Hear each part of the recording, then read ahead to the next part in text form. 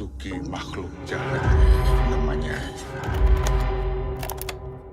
Menungso ing donya iku sebab ana perkara. Menungso ing donya iku sebab ana perkara.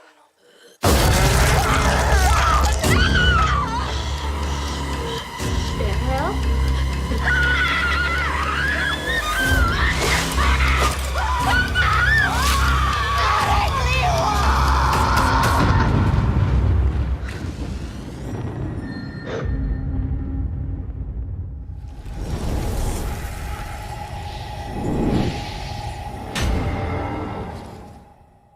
At the beginning of the movie, Joom appears frightened and approaches her senior Rati, explaining that the recording is damaged and asking for advice on what to do next. Rati, alarmed by this news, looks towards a room and asks Joom if she has completed the ritual. Joom admits that she hasn't finished everything, which only increases Rati's concern. They enter the room together, where an unconscious girl is lying. Ratish and Joom attempt to cover the girl with a wooden structure, but the girl's hand interferes with their efforts. When Rati reaches out to place her hand inside, the girl suddenly awakens, grabbing Rati by the throat and violently slamming her head against the slab, killing her. After this, the girl turns her attention to Joom and lunges at her, leaving Joom terrified. The girl grabs Joom by the throat and undergoes a demonic transformation, demanding to know who she is. The scene then shifts to East Java in 2003, where we are introduced to Shri, who works at Mina's restaurant. Shri asks Mina for financial assistance, but Mina apologizes, explaining that she too is dealing with significant expenses this month. However, Mina tells Shri about a job opening for a female house assistant with the Atmojo family. Shri finds it odd that they are always searching for helpers. Later, when she goes to serve water to a man, he is startled to see her and quickly abandons his food, making a hasty exit. Shri then goes to attend the interview for the house assistant position, where she encounters a long line of applicants. As it begins to rain, Shri decides to leave. However, on her way back, she is hit by a car. Lydia, who is overseeing the interview process, takes Shri inside for first aid. Shri admits she came for the interview, but does not have a diploma, to which Lydia reassures her, telling her to remove the bandage once she gets home. Lydia then receives a call and leaves, instructing Shri to wait. During this time, Shri notices a painting of a woman holding a child and becomes alarmed when she sees the child's eyes moving. Lydia soon returns and informs Shri that Karso, the head of the Atmojo family, wants to meet her. Lydia explains that this is a rare opportunity, as not everyone gets to meet Karso, and there is a chance Shri might be hired on the spot. Feeling apprehensive, Shri enters Karso's room. Karso asks for her full name, and Shri replies, Shri Rahayu. Karso then inquires if she was born on Kilwan Friday, noting that she can smell the fragrance of specific flowers within her. Shri explains that she needs money for her father's medication, to which Karso says that means they both want to save their families. She promises to help with Shri's father's medication, but asks if she is ready to work for her. Shri agrees, and Karso approaches her, saying there is no turning back now. She uses a dagger to cut some of Shri's hair and instructs her to follow. Karso brings Shri to her room and informs her that she is now her servant, and the agreement is officially made. She tells Shri that she must perform her duties, and in return, she will fulfill her part of the bargain. Karso makes it clear that Shri cannot betray her, as her life is now essentially in her hands. Following this, Karso takes off her shirt and instructs Shri to bathe her body with the water. Shri is initially repulsed, but summons her courage and proceeds to perform the task. Karso then asks Shri to feel it, promising that Shri won't have it as long as she keeps her promise. Afterward, Karso blows smoke into Shri's face, rendering her unconscious.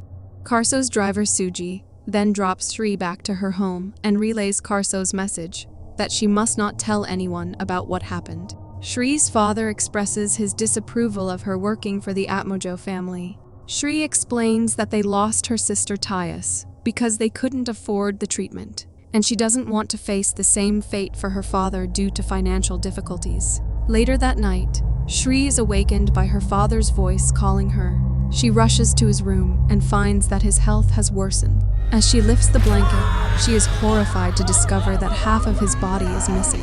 However, as he reaches out to her, it turns out to be just a nightmare, but she notices a mark on her wrist. The next day, when Suji arrives to pick up Shri, she finds Erna and Dini already in the car. She notices that Dini has the same markings on her wrists, and Dini explains that this means Karso has done the same to her. Suji then tells Erna and Shri that Dini has been working for the Atmojo family for some time. When Shri wakes up during the journey, she asks Suji, "Aren't they heading to Karso's house?" He stops the car and instructs them not to get out. Suji then places some offerings under a tree, cuts his hand, and offers his blood.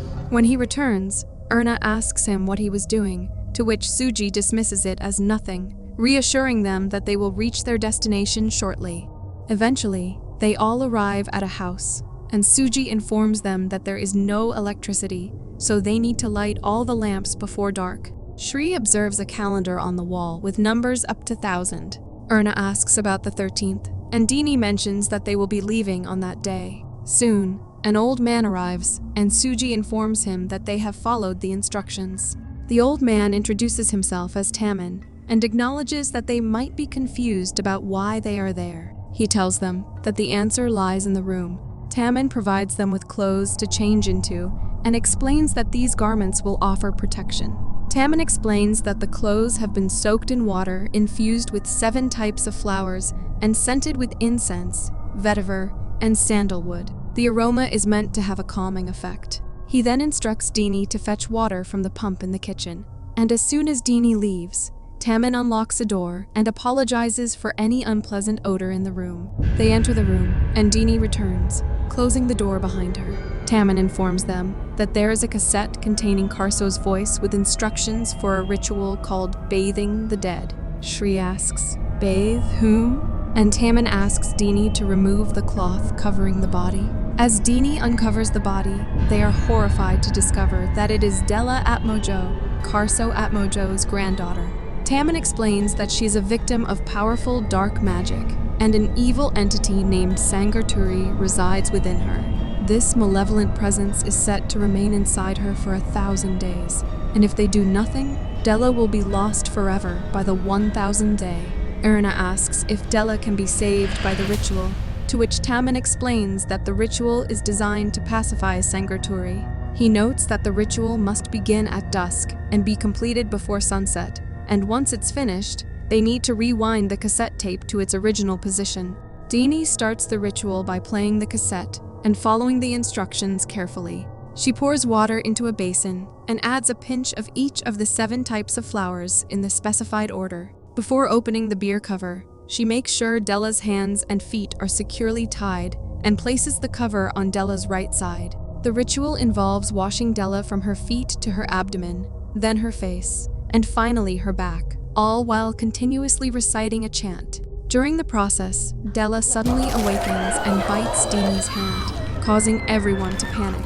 Dini manages to free her hand from Dela's grasp, and Taman steps in to try to calm Sangarturi. Shri and Erna flee the room, but after a while, Taman manages to calm Dela. Shri decides to leave, and although Erna tries to stop her, Shri insists she can't continue working under these conditions and heads home, with Erna eventually following her. However, after traveling a short distance, both Shri and Erna start to feel dizzy.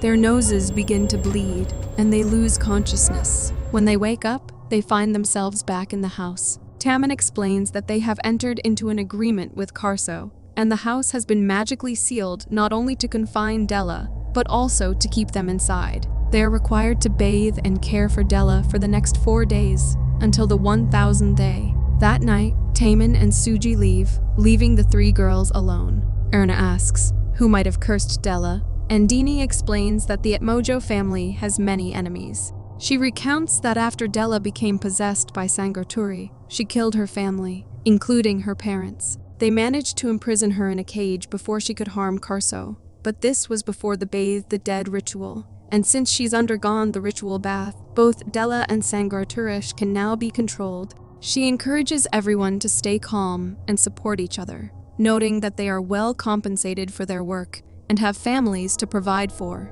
The next day, Shri hears what sounds like Dela crying out for help, and when she investigates, she notices a shadow moving beneath the door of Dela's room.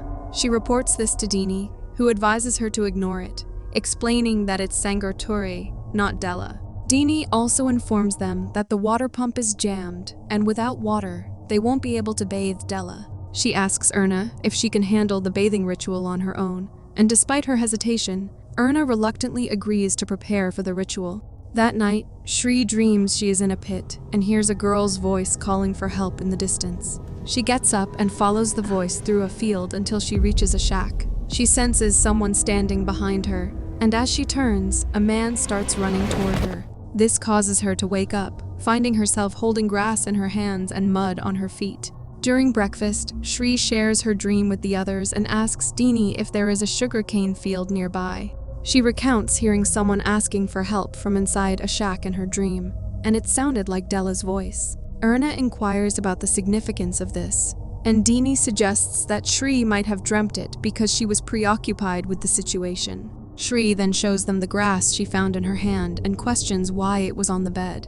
Dini attempts to dismiss her concerns, reassuring Shri that they only have 2 more days of work left. During her turn to bathe Dela that evening, Shri starts the tape, but it abruptly stops. She then notices Dela speaking, asking for Shri's name. Shri introduces herself, and Dela responds that she can hear their voices, but now she can only lie down. Shri removes the cloth covering Dela and comments that her little sister also loved to sleep. Dela inquires about her sister's name and whereabouts, and Shri explains that her sister Tyas is no longer alive. Dela then asks Shri to come closer so she can see the face of the person taking care of her. Shri sits in front of Dela and recounts her dream from the previous night, describing how it felt like she was in her dream. Suddenly, the tape restarts and Karso's instructions begin to play. As Shri goes to rewind the tape, the candles and lanterns extinguish themselves. She tries to relight the candles, but a demon appears behind her. Shri tries to light the candle again, but the demon snuffs out the light, heightening the eerie atmosphere.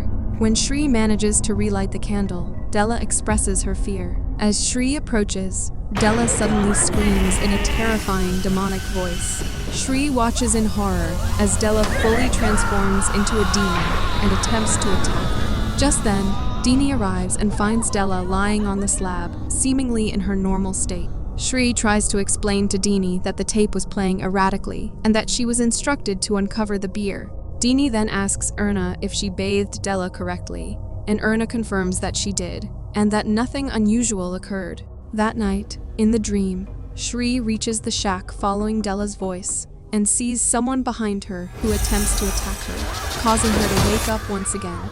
And when she does, she discovers that her hair has indeed been cut.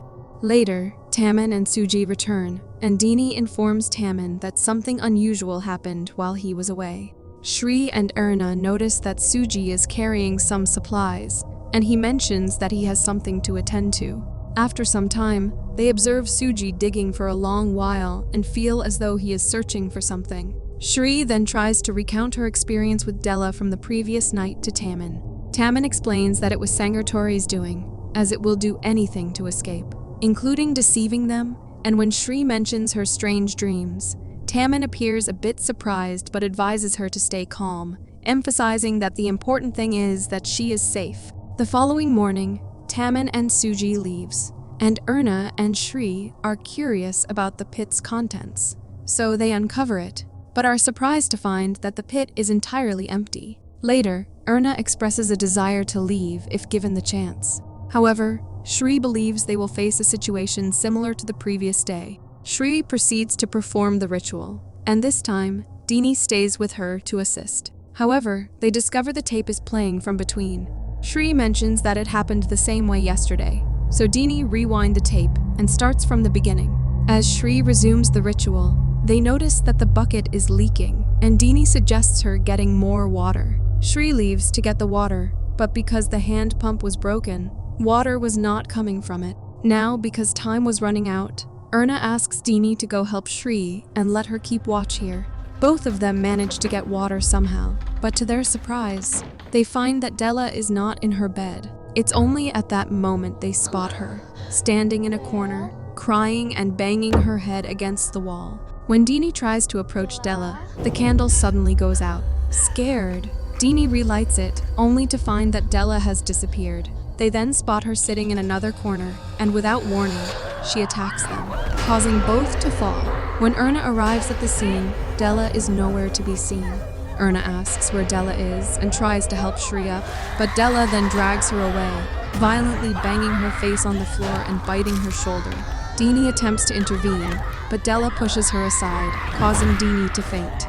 In the meantime, Shri throws holy water on Dela, causing her to collapse and become unconscious. They continue with the ritual, during which Dela reveals that they were all born on Kliwon Day and are destined to be human sacrifices. Later, Erna recalls Dela's statement about being human sacrifices and questions if they were all born on Kliwon Friday. She begins to believe that Tammin intends to sacrifice them to replace Dela's life, and that the grave at the front door is meant for them.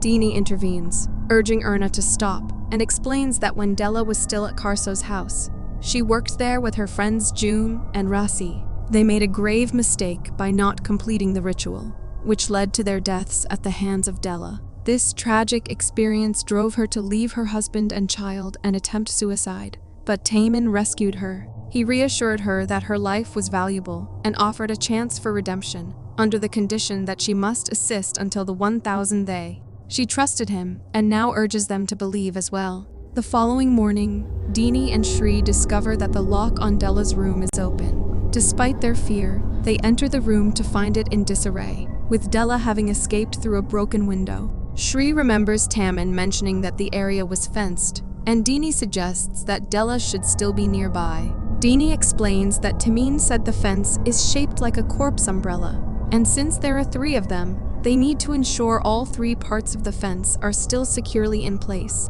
As they go outside to check, Dini notices that one of the umbrellas has fallen. She attempts to reposition it, but someone strikes her unconscious from behind. At the same time, Shri finds another umbrella, but as she approaches it, Dela appears behind her, and Shri is attacked from behind, and Dela then tries to strangle her. Just then, Tammin intervenes by pouring holy water on Dela, which temporarily wards her off and allows him to restrain her hands. In the midst of this, Erna stabs Tammin with a knife. She then attempts to free Dela, and when Shri tries to stop her, Erna attacks Shri as well. Erna insists on removing all the umbrellas, but Shri argues that their primary task is to keep an eye on Dela.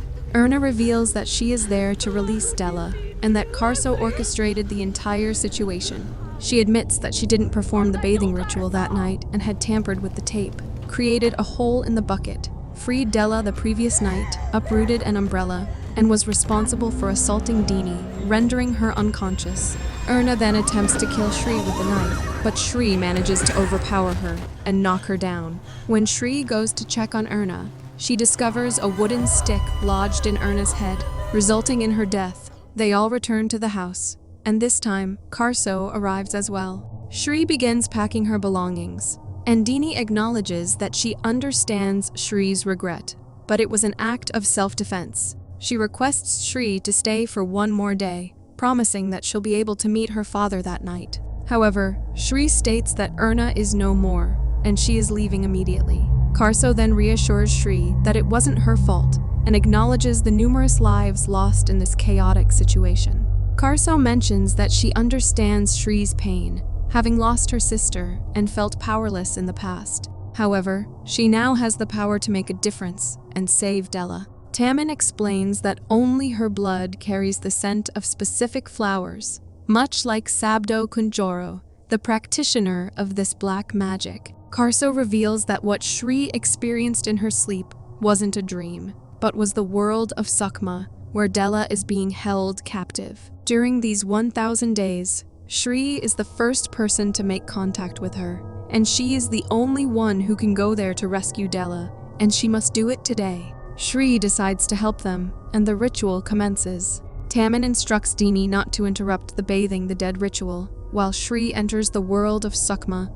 and to keep Sangar Turai's calm. He then approaches Shri and explains that she and Dela will be connected to each other. He instructs her to locate Dela and bring her to this grave. Karso then hands Shri a dagger and tells her that Sabdo will try to stop her in there. She begs Shri to bring Dela back, emphasizing that Dela is the only family she has left. Taman also informs Shri that the world of Sukma operates differently from their world, and she has until just before the sun rises in Sukma's world. Once the day comes, the 1,000 days will conclude, and Dela will be lost forever. In the world of Sukma, Shri breaks into the shack, determined to find Dela. Meanwhile, Dini informs Taman that they've run out of water, crucial for the bathing the dead ritual. Taman is about to go fetch more when suddenly, Dela pulls Dini into the grave. Dela injures Dini and then emerges from the grave to attack Taman, rendering him unconscious. Suji attempts to intervene, and meanwhile, Sabdo attacks Shri. She manages to defend herself and stabs Sabdo back. After this, she takes the key from Sabdo and unlocks the door. On the other side, Dela frees herself from her restraints and confronts Karso, attempting to strangle her, and Karso desperately reminds her that she is her granddaughter Dela. Meanwhile, Shri tries to escape with Dela, but Sabdo intercepts them and stabs Shri with her own dagger. In the ensuing chaos, Dela throws a lantern on the floor, causing a fire, and amidst the flames, both Shri and Dela manage to make their way out. As Shri and Dela reach the grave, Sangarturi attacks, attempting to strangle Shri. Shri fights back with the dagger, causing Sangarturi to retreat momentarily. As Sangarturi prepares to strike again, Shri and Dela jump into the grave. Outside, Dela also regains consciousness, now back to her normal self. Later, we see Sabdo, injured and in tears, gazing at a photo, and it is revealed that Erna was his wife. It's at this moment that Sangarturi arrives and asks him about his promise. The next day, Karso pays Shri for the work she has done, and Shri asks her if it's true that she initiated all of this.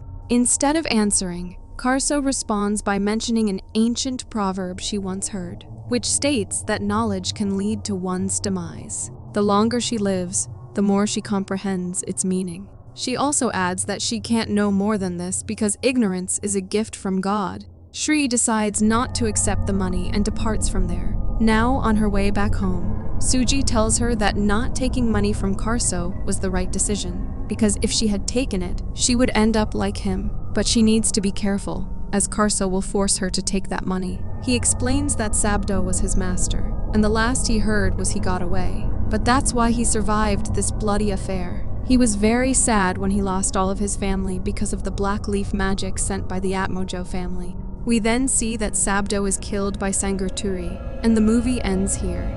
Thanks for facing the frights with us. If you survived this video, drop a like, summon that subscribe button, and brace yourself for more horror. Until next time, stay spooked.